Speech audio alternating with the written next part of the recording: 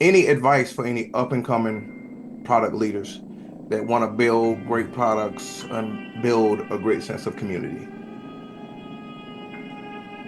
Don't fall in love with your product. Mm. I'd say the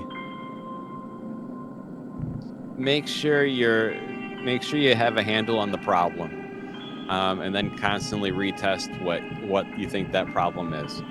I think too many times, especially the way companies are organized, they start to fixate on this is my product, I need to protect it and I need to help it grow, but maybe the product is no longer the right way to solve that problem anymore. I'd like to welcome you to the Corner Office Chronicles podcast. My name is Byron Benton, affectionately known as Byron the Product Enthusiast. This is dedicated to product management and entrepreneurship. So please, lend an ear, perhaps two. Tune into today's episode. We are back on again. Thank you, Mr. Jeremy Horn. Yep. So, we talked about Google last time. We spoke about Google Forms. How important you think maybe for someone in the digital world to embrace digital tools such as Google Workstation? I think it does a whole lot. What about you? What's your goal? What's your opinion? I think in general, when it comes to tools, I tell people just don't overdo it. You don't need to make your life more complicated than it needs to be. And so always use whatever the simplest, freest tool is, that you can kind of get your hand on. Like Workstation, I guess if you need it. But like I use Google Forms, like I use all the free Google stuff. Like I think I have I think I have probably have a paid Google account, but that's just because they're hosting a domain for an email address for me. Like if it wasn't for that email address, I don't think I'd be using it. Yeah, okay. How do when I think of a community, I think of scaling as well. How how do we embrace the sense of scaling? Uh, there are only so many hours in a day, and it seems like you mainly work by yourself. Am I right? Or do you have people there? I do. I drive a lot of it myself, but I wouldn't be able to do it without like just support from the community and other people helping spread the word, get the word out. But when you see a video or you see a new thumbnail, that's me figuring out how Photoshop works or Adobe Premiere works. Okay. What do you think about the sense of scaling? Is it possible to get too big? Do you only want to get so big, or would you want to get as big as you can? I think it's got to drive itself. So if at some point there's a better, if I'd say if some point if there's like an important part for me with all of this has always been to have everything be free. Mhm. I think I've been bumping against what could really be free, and so that's why, for example, I launched recently the Product Way Patreon, where we do a lot more exclusive content, exclusive videos. That's where I put a lot of like the really some much more interesting case studies.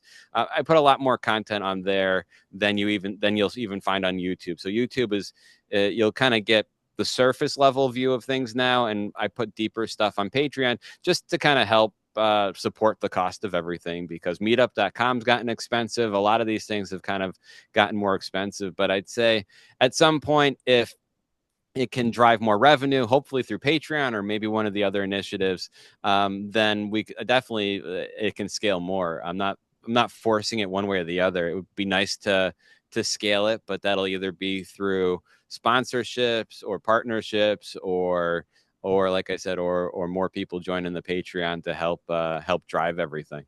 Okay. How do you think, as content creators and community builders, that we could take those passive watchers, viewers, I guess you could say, and turn them into active participants that keep up with the community and also contribute to the community instead of just watching and not liking it. Just basically that engagement. Well, I'd say first, I don't know. Second, um, I I'm not good at saying at identifying what is that thing that gets someone to engage. Yeah, What I'm good at is identifying things that people might be interested in and putting a lot of it out there. And so I don't know like when it's an in-person meetup, I don't know which of those meetups will have a large attendance or a smaller attendance. But I know that the people are going to find value out of it. And I think when I'm looking at what's going to help people engage, I'm trying to find like through the new initiative that the new episode series, the Product Leadership Power 15, trying a new approach. And people seem to be liking it and they're engaging with it. I like it. And I'd say it's not because I'm a genius and they said, aha, I know how to get them to engage. No, I just thought I'd try something new, something I thought would be fun, something I'd enjoy watching, something that's not boring. And so that's where I came up with that. And I said, hey, let's try it. I did the interviews, I recorded them. Now we're working on publishing them and getting them out there. And people are liking it. And so I'd say I wish there was I wish there was a more direct path to saying like, oh, if you do X, people will engage and people will sign up and people will subscribe and people will comment. I don't know.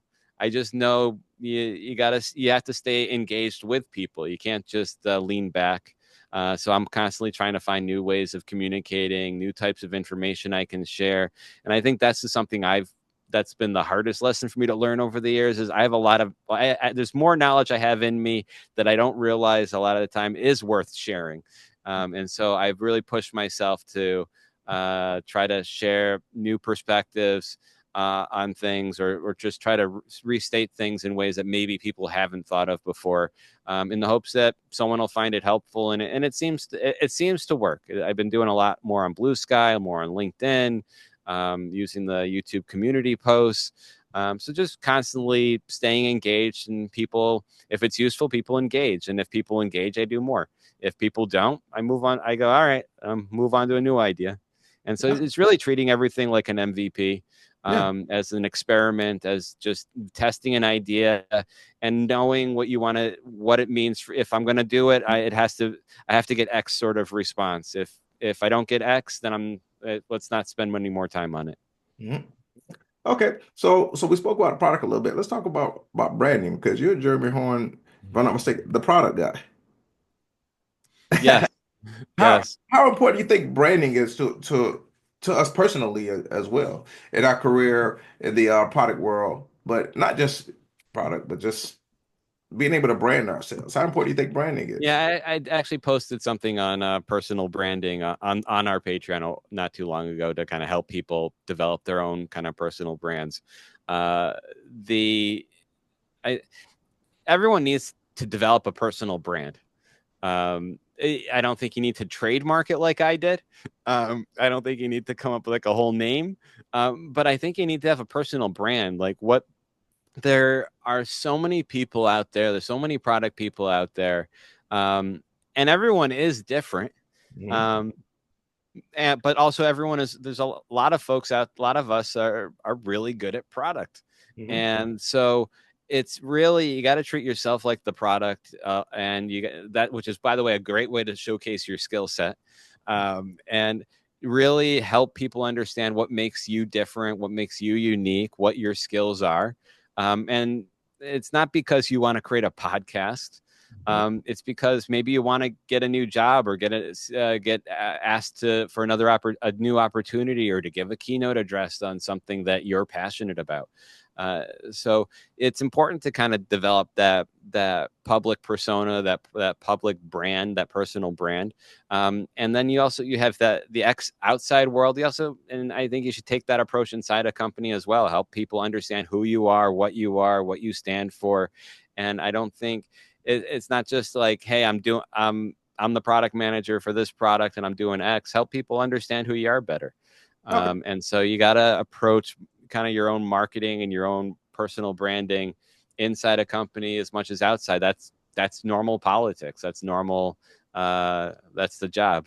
Okay. So you've been in position to hire people to get uh I guess contractors as well. Uh, Well, I've worked. Most recently, I was over at Cognizant, where I led a team of several hundred Yeah. product people around the world. So I do a lot. I'm doing consulting at the moment, but I've worked Viacom, Cognizant, a lot of startups as well along the way. Yeah. So for the people who want to do their own thing as well and build their own community, when they because you had a chance to hire before, do you think that someone puts their application on in front of you and then you see where they're leading communities, they're creating all these products, would you look at them like, man, he has too much going on. He has his own thing. Or would that lead to experience like, wow, this guy shows the initiative. This guy's exactly what we want. He has the entrepreneurial vision. I think that he's, that guy.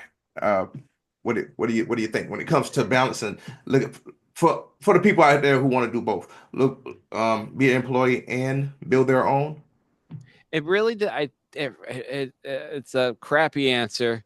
It really depends on the company. It really depends on the role, on the job itself. Some places are going to be like, oh no, I want you to live and breathe this one job, and that's it.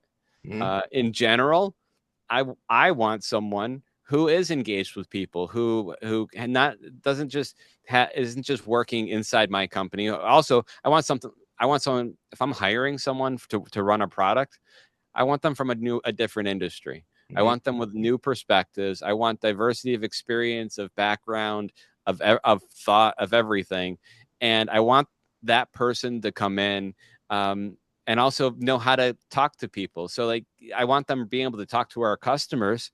Who might our potential customers be? How are you going to solve problems that you haven't come up with yet? And that's through communities. So whether they're doing a product community or they've got some other thing, a runners club, whatever, like knowing that they know how to engage with a group of people, who they can get in touch with other people, that they're connected, that they maybe are a networker, a connector. It can be a very valuable thing. And I think maybe not every company might see it that way, but I think a progressive company, or a company that can kind of see beyond kind of, oh, they're spending extra time on this, and understand that there's a lot of value in being able to reach new audiences, and just basically have a more active and extensible network that they can use for that job or whatever else they're trying to accomplish. Okay. Let's talk about the digital world that we're in right now. I think that it's made the world more even, where more people have more opportunities.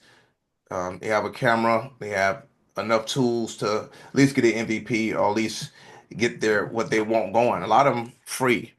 Um, do you think that it's easier now than it's been? I mean, it's still hard, but do you think that the digital world has opened more opportunities for the world?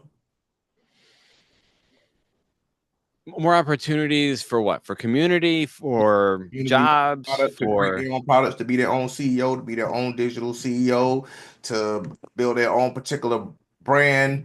They have all these particular tools to create uh, banners. They could create their own podcast at home, from their bedroom, from their closet, or wherever.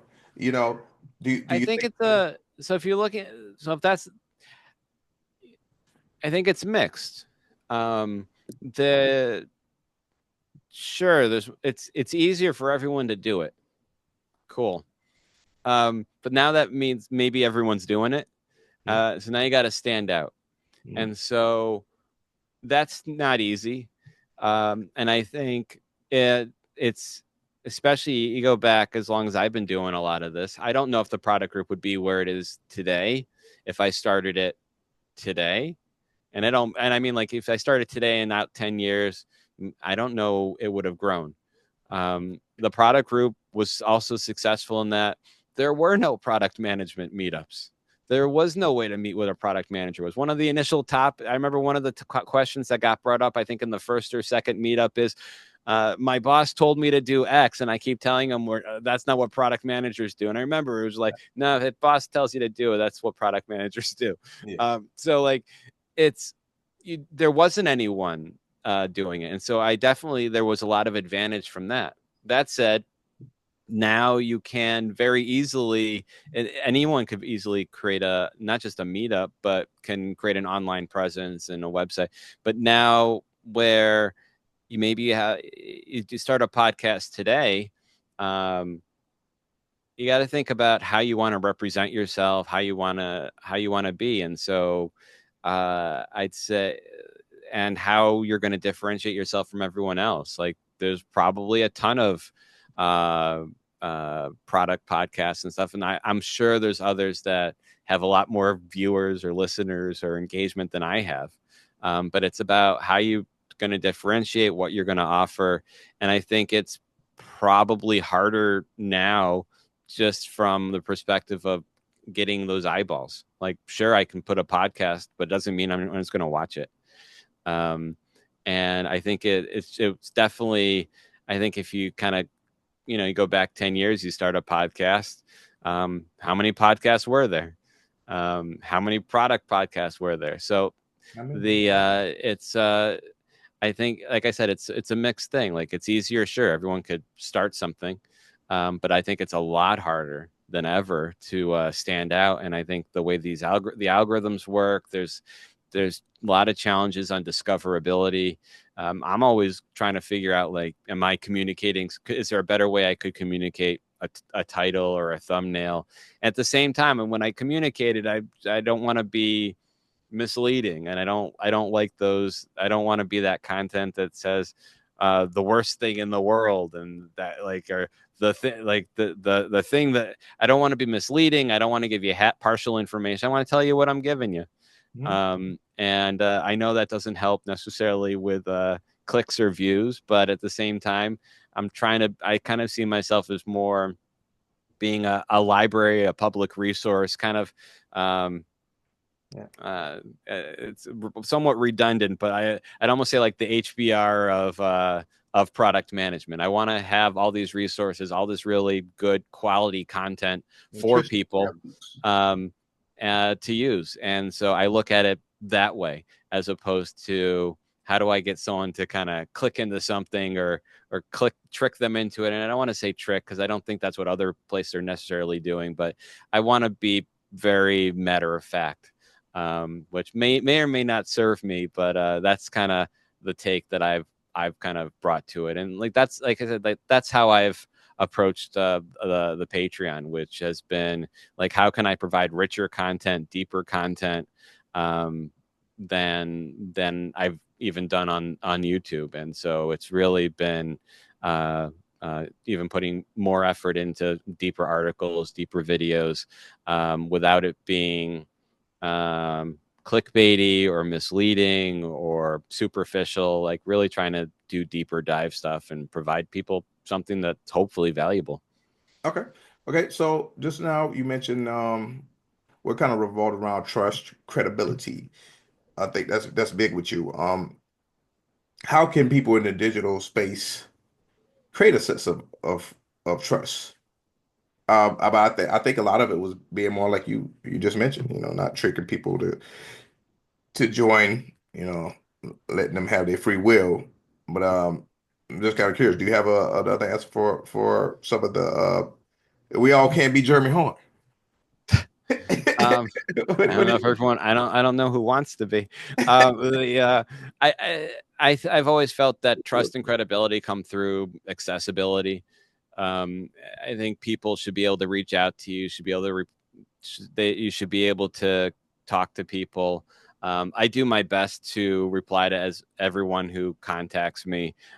It's impossible, but I do my best to really just be in touch with as many people. And like I said, just put myself out there, constantly expressing opinions, sometimes controversial ones in product management, but I put it out there because it's what I think, it's what I believe, and I challenge me. And so it's engaging when you do get comments on things, or if someone's saying, hey, I completely disagree with you, you shouldn't be trying to, it's not to shut them down or to fight with them. It's hear them, engage with them, and then maybe be convinced of a different way.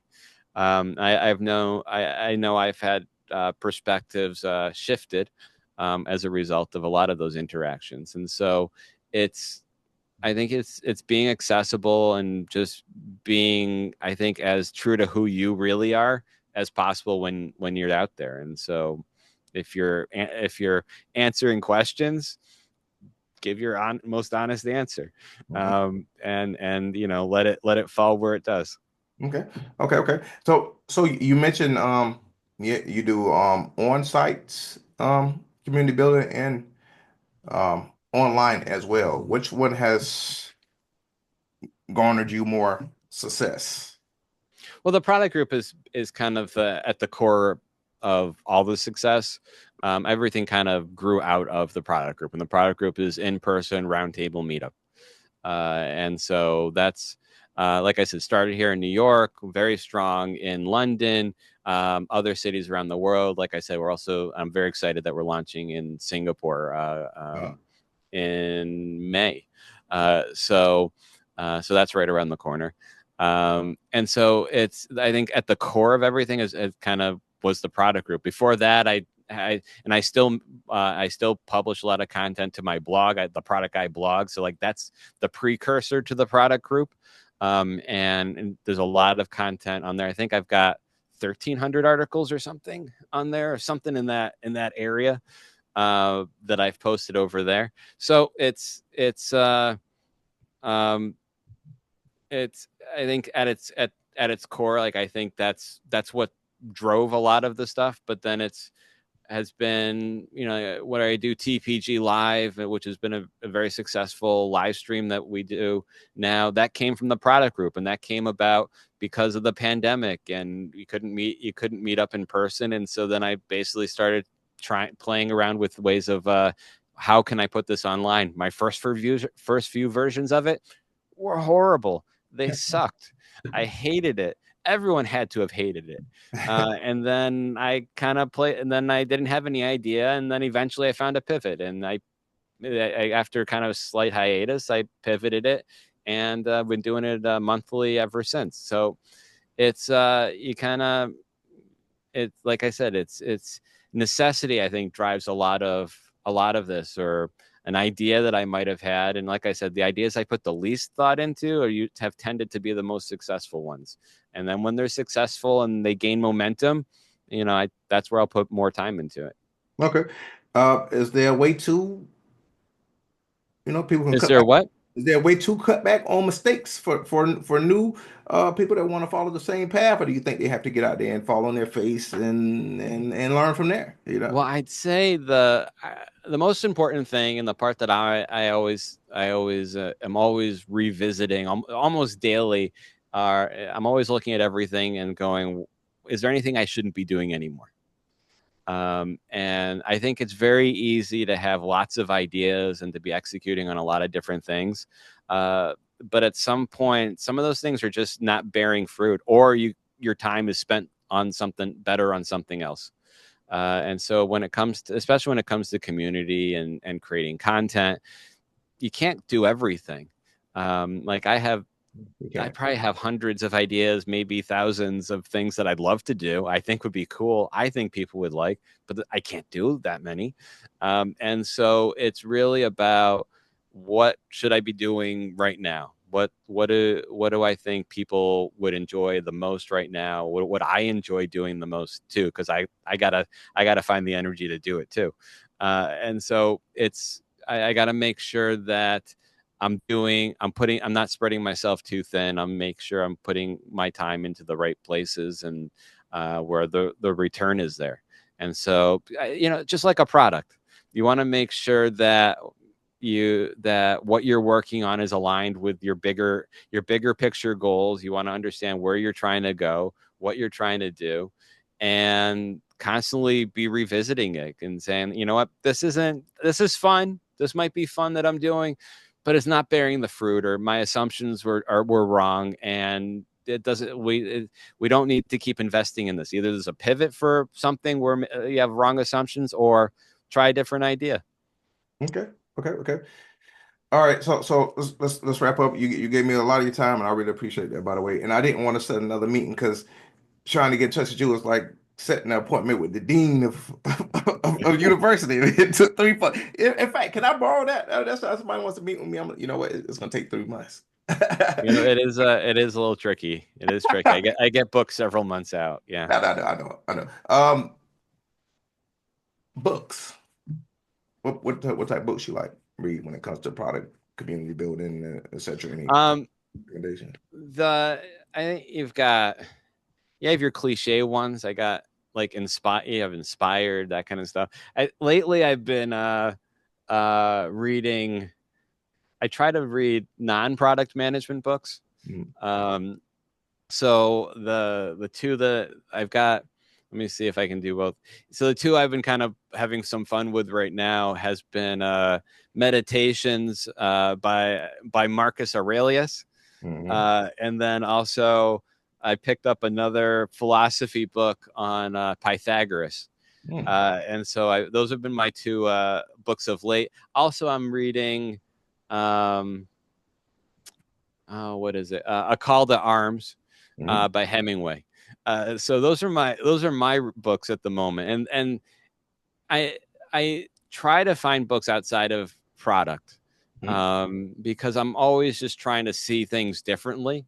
And I'm trying to just think about things differently. And so like I know I've marked up the meditations with different things that I'm like, oh, this might be fun in product management, or this might be kind of a fun thing to explore. And so I've got some things to kind of poke at and look at there, and just looking for different ways to communicate, different ways of storytelling. And I'm just looking, just kind of like how the product group is. It's trying to always kind of cross-pollinate ideas, or take things from other fields and seeing, is there something interesting or useful that I could apply here? Okay. Last question, or last two questions. Any advice for any up-and-coming product leaders that want to build great products and build a great sense of community? Don't fall in love with your product. I'd say make sure you have a handle on the problem, and then constantly retest what you think that problem is. I think too many times, especially the way companies are organized, they start to fixate on, this is my product, I need to protect it and I need to help it grow. But maybe the product is no longer the right way to solve that problem anymore. And I think people need to not be so fixated necessarily on that. And I think if you're coming at it from a hey, I want to be a CPO at some point, or you're trying to move more towards leadership, it's people, and you have to want to not just solve problems, from a product perspective, but you should be looking at an organization from a product perspective as well. And by that, I mean, what are the problems? What are problems that peers are having? What are things that you could be doing, whether it's mentorship, advising? What are things that could be happening within your organization that you could be doing to make it better? If you're in a leadership position, you should be looking at that career ladder. You should be looking at giving people clear career choices, options to progress, to move forward. And I mean clear. Like, if people don't know exactly what they need to do to get promoted, you got some more work to do there. Okay. All right. How can people get in touch with you? They want to get in touch with you. They want to see your stuff. Yeah. So I'd say you can just search for The Product Guy online. I'm probably the first 20 pages there. But other than that, you can you go to meetup.com/the product group. You go to patreon.com/ the product way. You go to youtube.com/the product way.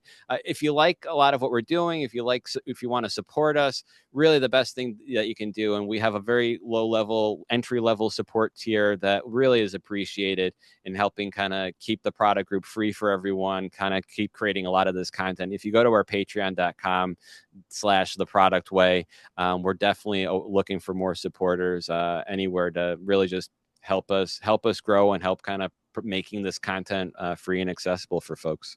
All right, ladies and gentlemen, Mr. Jeremy Horn, thank you very much for joining my podcast. You did this for me. I really appreciate it. So thank you very much for that. And it was a pleasure to speak with you today.